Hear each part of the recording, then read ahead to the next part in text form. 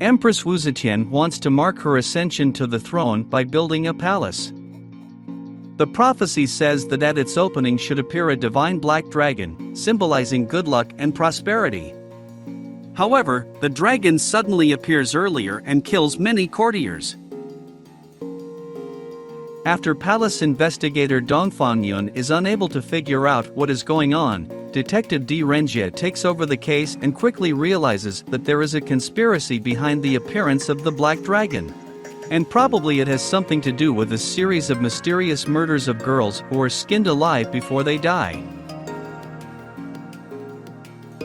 Chinese online movies about Detective D lost their novelty a couple of years ago, but the situation in Chinese cinema is such that by inertia they will continue to appear for quite a long time.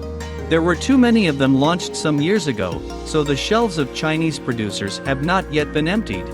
Detective D and the Dragon of Fire, for example, was filmed back in the distant 2019 year, but viewers got to it only in the summer of 2023.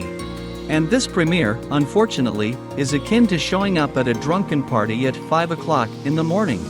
Its participants are not interested in anything, even though this movie is far from being the worst.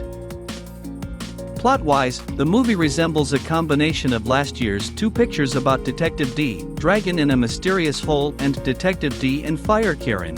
All these movies start with a very similar plot. Something out of the ordinary happens at the court of Empress Wu, connected with the appearance of a mythical monster, and only Detective D, a brilliant investigator of the Tang era, can figure out what is going on. The key difference between Fire Dragon and these two films is that the monster here is not an illusion or a mutated animal, but a complex mechanism created according to the precepts of the legendary Master Lu Ban, whose name will be heard more than once in the movie. Thus, one of the characters has a mechanical arm prosthesis, the complexity and functionality of which would modern bionics envy of, and the other does not part with a giant combat puppet, which is controlled by a tricky system of threads.